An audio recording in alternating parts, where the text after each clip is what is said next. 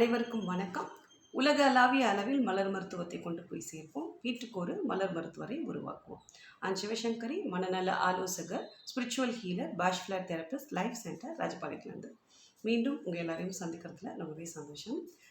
நாம் இன்றைக்கி டிஸ்கஸ் பண்ண போகிற டாபிக் பார்த்திங்கன்னா கொஞ்சம் ஒரு வித்தியாசமான ஒரு டாபிக். இது எந்த டாபிக்குள்ளே கொண்டு வர்றதுன்னு எனக்கு தெரியலை. ஆனால் இந்த ஒரு சுச்சுவேஷனை நிறைய பேர் நிறைய இடங்களில் சந்திச்சிட்ருப்போம். ஸோ ஆனால் அது ஒரு ஈஸியான ஒரு கடந்து போகிறதுக்கு ஒரு ஈஸியான விஷயமா அப்படின்னு கேட்டால் நிறைய பேருக்கு அது இயல்பாக இருக்கிறதில்ல. ஸோ அப்படி இடங்களில் மலர் மருந்துகள் ரொம்ப அழகாக சப்போர்ட் பண்ணும்.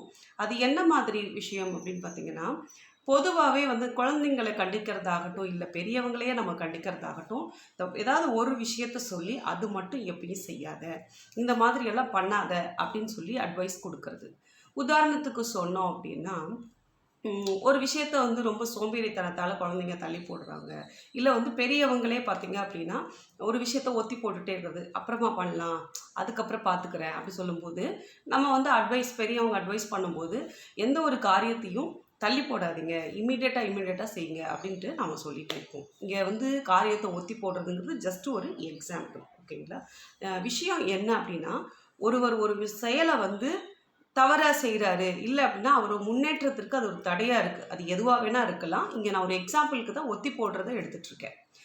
பதிலுக்கு நம்ம இப்படி செய்யாதீங்கன்னு சொல்லிகிட்டே இருப்போம். ஒரு ஸ்டேஜில் அவங்களுக்கே தோணும், ஆமாம் உண்மையாகவே இந்த ஒரு செயல் தான் என்னை முன்னேற விடாமல் தடுக்குது அப்படின்ட்டு. அது பெரியவங்ககிட்டையும் அந்த ஒரு எண்ணம் இருக்கலாம், சின்ன குழந்தைங்ககிட்டையும் கூட அது இருக்கலாம். ஆனால் அந்த ஒரு விஷயத்தை கடந்து போக முடியல. அவங்க சொல்கிறதெல்லாம் சரிதான், இந்த ஒரு பர்டிகுலர் விஷயத்த நான் செய்யக்கூடாது, செய்யாமல் இருந்தால் என் வாழ்க்கை நல்லாயிருக்கும், என் நல்லதுக்கு தான் அவங்க சொல்கிறாங்க, எல்லாம் எனக்கு புரியுது. ஆனால் என்னால் என்ன பண்ண முடியல அப்படின்னா, அந்த ஒரு விஷயத்த விட முடியல, இல்லை அந்த ஒரு விஷயத்த சரி பண்ணிக்க முடியல. அது எதுவாக வேணால் இருக்கலாம். காலையில் சீக்கிரம் எழுந்துக்கிற பழக்கமாக இருக்கலாம், இல்லைனா ஒத்தி போடாத ஒரு பழக்கமாக இருக்கலாம்.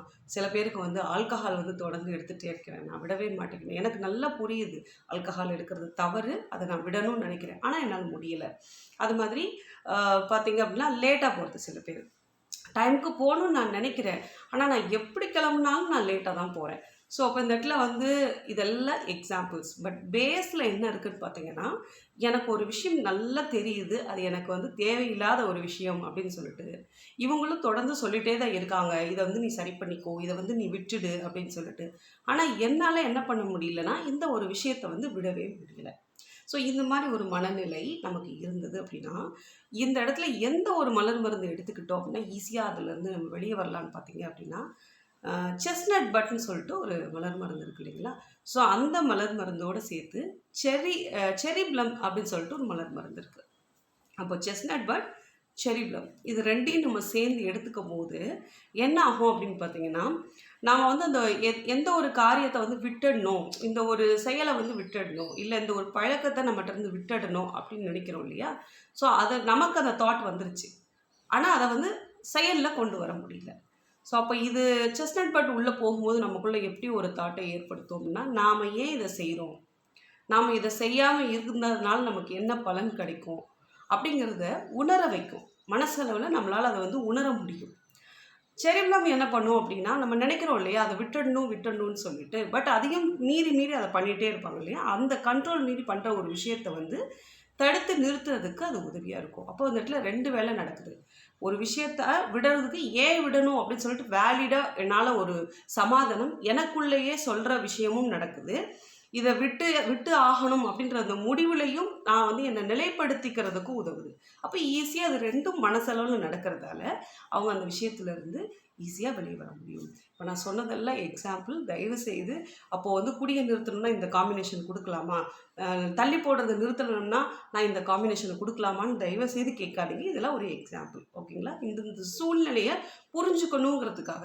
இப்போ பேசிக்காக ஒரு விஷயம் ஒருத்தவங்க சொல்கிறாங்க, தொடர்ந்து சொல்கிறாங்க, நானுமே நினைக்கிறேன் அது எனக்கு அதை விட்டுட்டா சரிதான் அப்படின்ட்டு, பட் என்னால் விட முடியல. அந்த ஒரு விஷயத்துக்கு தான் இந்த காம்பினேஷன். ஸோ இந்த வீடியோ உங்களுக்கு ஒரு பயனுள்ள வீடியோவாக இருக்கும் அப்படின்னு நினைக்கிறேன். உங்களுக்கு தெரிஞ்ச யாராவது உங்ககிட்ட இப்படி என்னால் ஒரு விஷயத்தை விட முடியல, எனக்கு எல்லாமே புரியுது அப்படின்னு ஏதாவது சொல்லியிருந்தாங்கன்னா, இந்த வீடியோ அவங்களோட பகிர்ந்துக்கிட்டிங்கன்னா, இந்த ரெமடியை எடுத்துக்கிறது மூலமாக அவங்களுக்கு லைஃப்பில் ஒரு நல்ல ஒரு நிலைக்கு வருவதற்கு உதவியாக இருக்கும். இல்லை அப்படின்னா இந்த காம்பினேஷனை வாங்கி அவங்களுக்கு நீங்கள் கிஃப்ட் பண்ணுங்கள். ஈஸியாக அதுலேருந்து வெளியே வர்றதுக்கு உதவியாக இருக்கும் அப்படிங்கிற மாதிரி. இன்னும் ஒரு சின்ன ஷேரிங் உங்களோட. லைஃப் சென்டர் வந்து ராஜபாளையத்தில் மட்டும்தான் இருந்தது. இப்போ பார்த்தீங்கன்னா நம்ம வந்து பிரான்ச் வந்து கோயம்புத்தூரில் ஓப்பன் பண்ணியிருக்கோம். ஸோ கூடிய சீக்கிரத்தில் சென்னையிலையும் நம்ம ஓப்பன் பண்ண போகிறோம். ஸோ இதோட ஆக்டிவிட்டீஸ் எல்லாமே இன்னும் ஒரு 2 monthsல ரெகுலராக இருக்கிற மாதிரியான ஏற்பாடுகளும் நம்ம பண்ணிகிட்ருக்கோம். So life centre it's a registered one. அதோடு சேர்த்து பிரான்ச்சஸும் நம்ம இப்போ கொடுக்க ஆரம்பிச்சிட்டோம். ஸோ தொடர்ந்து இதை பற்றின விஷயங்கள் அடுத்து உங்களுக்கு என்னென்ன அப்டேட்ஸ், நம்ம என்னென்ன சர்வீசஸ் எங்கேயுமே எப்பயுமே அவைலபிளாக இருக்கும் அப்படிங்கிறதையும் சொல்கிறேன். ஸோ பிரான்ச்சஸில் வந்து பார்த்திங்கன்னா இப்போதைக்கு நம்மளோட சென்டரோட ப்ராடக்ட்ஸ் வந்து தாராளமாக நீங்கள் அங்கே நேர்லேயே போய் பார்த்து வாங்கிக்கலாம். அதே போல் நம்ம என்ன பிளான் பண்ணியிருக்கோம் அப்படின்னா வீக்லி வந்து ஒரு ஹீலிங் செஷன் மாதிரி கொடுக்கலாம் அப்படிங்கிறதும் நம்ம பிளான் பண்ணியிருக்கிறோம். ஸோ அது மட்டும் இல்லாமல் நமக்கு ஜென்ரலாக வாழ்வியலுக்கு தேவையான விஷயங்கள் எல்லாம் வந்து ஒரு முகாம் மாதிரி ஃப்ரீ கேம்ப்ஸ் எல்லாம் போடலாம் அப்படிங்கிற ஒரு ஐடியாவும் இருக்குது. ஸோ உங்களுடைய ஆதரவு எனக்கு நிறைய தேவை. அதுவும் குறிப்பாக கோயம்புத்தூர் வாழ் மக்கள், கோயம்புத்தூர் பெல்ட்டில் இருக்கக்கூடிய எல்லாருக்கும் இந்த தகவலை வந்து தெரிஞ்சவங்கக்கிட்ட எல்லாத்தையும் இந்த வீடியோவை ஷேர் பண்ணுறது மூலமாகவும் நீங்கள் கன்வே பண்ணலாம். எவ்ரி மந்தோடைய 3rd வீக் வந்து ஃபுல்லாக நான் கோயம்புத்தூரில் அவைலபிள். ஸோ அதில் வந்து நீங்கள் டேரெக்டாக பார்க்கவும் செய்யலாம். அந்த ஒரு விஷயத்தையும் இந்த இடத்துல நான் பதிவு பண்ணிக்கிறேன். வர்றதுக்கு முன்னாடி நீங்கள் எப்பயுமே அப்பாயின்மெண்ட் போட்டுட்டு நீங்கள் வந்துடுங்க. ஜஸ்ட் அவைலபிலிட்டி செக் பண்ணிவிட்டு கூட நீங்கள் நேராக வந்துக்கலாம்.